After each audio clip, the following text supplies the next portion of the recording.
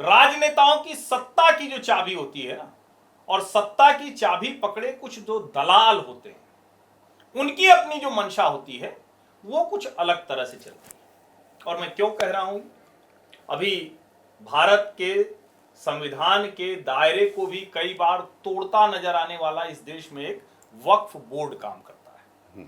और वैसे तो 1955 से लेकर अलग अलग कई बार संशोधन हुआ।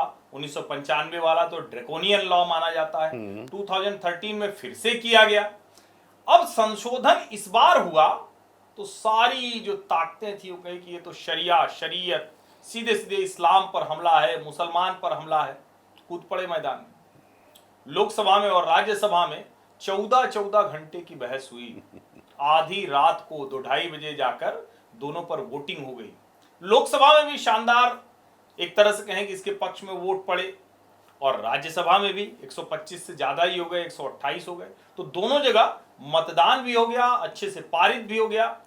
लेकिन अब राजनीति तो इसके आगे की है। हाँ, दरअसल राजनीति, मुझे लगता है कि जो आगे की राजनीति है वो देश को पीछे ले जाने वाली है। इसका प्रतिकार करना चाहिए। वक्फ को लेकर सबसे पहले जिस तरीके से देश को अंधेरे में रखा जा रहा है, पहले आपने मुसलमानों के बीच में ये भ्रांति फैलाने की कोशिश की कि भाई ये आपके धर्म, आपकी धार्मिक गतिविधियों, आपकी परंपराओं पर एक ऐसा प्रहार है जो भारतीय जनता पार्टी और मोदी की सरकार करना चाहती है। तो इस चर्चा में आगे बढ़ें तो ये जो तमाम बयानवीर हैं और जो कुछ वक्फ माफिया हैं, कुछ भू माफिया हैं, और जिनके साथ में तमाम पार्टियों के राजनेताओं के संबंध हैं, जिनको ऐसा लगता है कि इनके हाथ में चाबी देकर अपने वोट साधे जाते रहें, वो जो परंपरा आप छोड़ दीजिए। लेकिन जो वाकई गरीब मुसलमान है, जो आम मुसलमान है, उसकी सेहत पर कोई फर्क नहीं पड़ रहा है, बल्कि अगर यूं कहूं तो उसकी सेहत अच्छी हो रही है। एक छोटा सा आंकड़ा आप समझ लीजिए कि 12,000 करोड़ रुपए 2006 में सच्चर कमेटी ने बताया था कि जो वक्फ की प्रॉपर्टी का अगर नियमितीकरण किया जाए तो 12,000 करोड़ रुपए सालाना की आमदनी होनी चाहिए। अभी चल रहा है 2025, और 2025 में 200 करोड़ रुपए की भी आमदनी नहीं हो रही है। तो आखिर ये वक्फ का पैसा कहां जा रहा है? बाकी जो हर्षवर्धन ने बात की, इस पर भी हम चर्चा करते हैं। सबसे ज्यादा महत्वपूर्ण है राजनीति कैसे हो रही है, और राजनीतिक दलों ने कैसे जब अपने बयान किए, तो बयानों की अगर हम हर्षवर्धन बात करें तो सत्ता पक्ष या विपक्ष की बात, वैसे मैं जीत हार से इसको नहीं जोड़ता। कई बार क्या होता है कि नंबर आपके पक्ष में होते हैं, लेकिन तर्क आपके इतने प्रभावशाली होते हैं कि आप उसकी वजह से जनता के दिलो दिमाग में जगह बनाते हैं।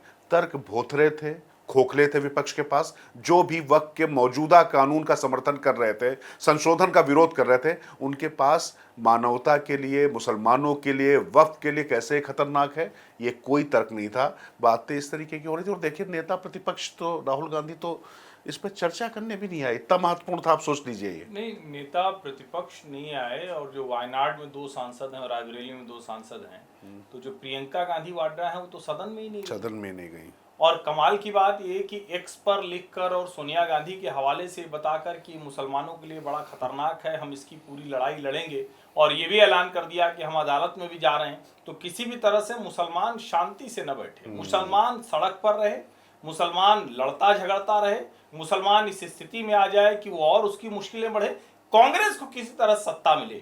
और ये लड़ाई इतनी बड़ी हो गई है कि सोचिए, लालू जी धूप में पटना में गए थे जब वक्फ के समर्थन में रैली थी कि वक्फ बना रहे, संशोधन ना हो। अब उनकी तबीयत खराब हो गई, लेकिन खराब तबीयत में भी वो एक्स पर लिख रहे हैं कि मैं अगर अकेला भी होता ना तो अकेला भारी था। अरे मल्ल युद्ध थोड़ी लड़ना था, लाठी छोड़ी चलानी थी कि बढ़िया लाठी चलाते हो तो 10-20-50 लोग मार गिरा दो। संसद है, वहां पर जो सांसद चुनकर आए हैं, जनप्रतिनिधि चुनकर आए हैं, और जिनको पार्टियां भेजती हैं यानी लोकसभा और राज्यसभा, उनकी संख्या से तय होता है। और जो आपने कहा ना, उसको मैं थोड़ा सा और पॉइंट आउट करना जरूरी समझता हूं। भाई, कमाल की बात ये, 14% जमीनों पर मस्जिद है, जितनी टोटल वक्फ की लैंड है उसमें 14% पर। अब जब हम उन संपत्तियों को देखते हैं, इतनी मस्जिद, उसके बाद भी मुसलमानों को बाहर नमाज क्यों पढ़ने की जरूरत पड़ती है? कारण जानते हैं क्या है? ये जो राजनेता हैं मुसलमानों को सड़क पर ही रखना चाहते हैं। उनको लगता है कि वो जब तक सड़क पे रहेंगे वहां से उनकी सत्ता का रास्ता तैयार होता है, इसीलिए उनको बार बार गुमराह किया जा रहा है। अच्छा, एक बात बताइए ना, इन जो वक्फ पे काबिज कौन हैं? वही कुछ मठाधीश हैं गिने चुने जो बार बार इधर से उधर होते हैं और अपना उल्लू सीधा करते रहते हैं। सत्ता पोषित मुसलमान वक्फ की संपत्तियों पर कब्जा करके अमीर हैं, मालामाल हैं, मौज कर रहे हैं। और जिसको कहा जाता है कि अल्लाह के लिए औकाफ कर दिया, वक्फ कर दिया, तो भैया वक्फ करके फायदा क्या हुआ जब एक भी मुसलमान गरीब, गुरबा, यतीम, अनाथ किसी को उसका लाभ नहीं मिल रहा है। और ये सवाल पूछा जाना चाहिए कि भैया तुम अस्पताल चलाओ ना, कौन रोक रहा है? सही बात है। अनाथालय चलाओ ना, कौन रोक रहा है? विधवाओं के लिए कुछ योजना लाओ ना, कौन रोक रहा है? बच्चों को पढ़ाने के लिए योजना लाओ ना, कौन रोक रहा है? अपने समाज की बेहतरी का कुछ काम करो ना, कौन रोक रहा है? लेकिन इन्हें ये सब कुछ नहीं करना है।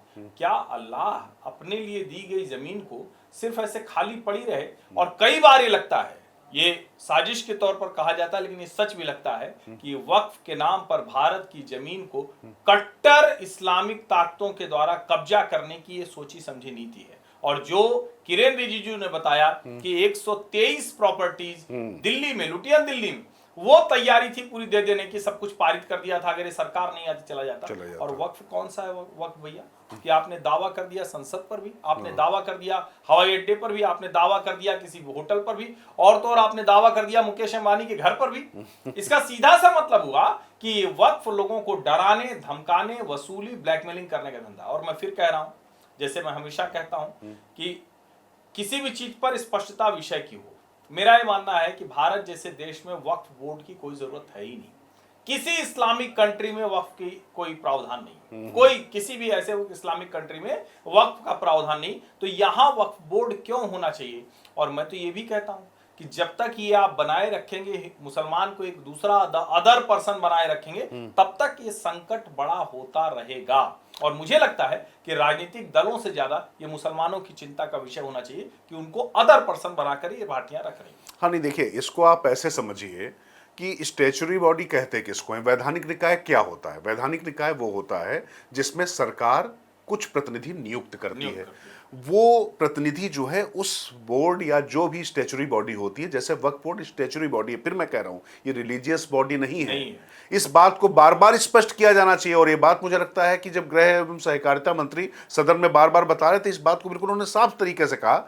और वो लोग का काम क्या होता है? मुतवल्ली क्या उसका मालिक हो जाता है? नहीं। प्रधानमंत्री अगर देश के बने हैं नरेंद्र मोदी, या उससे पहले डॉक्टर मनमोहन सिंह थे, तो वो इस देश की जनता के लिए फैसले लेते थे, लेकिन पूरे देश के मालिक नहीं हो जाते थे, मालिकाना हक नहीं होता था। यहां पर मुतवल्ली के पास ऐसा मालिकाना हक हो गया। और तो और जाने दीजिए, जो प्रॉपर्टी उसके पास है वो तो है, पता चला कि जो है वो गोपालगंज है, गोपालपुर है बिहार में, पूरा गांव का गांव जो है वो उस पर दावा ठोक दिया। तमिलनाडु का एक गांव है तिरुचनवेली, वहां पर पूरा का पूरा गांव ठोक दिया। नारकुलम में एक चर्च है, पूरा गांव ईसाइयों का, वो ठोक दिया।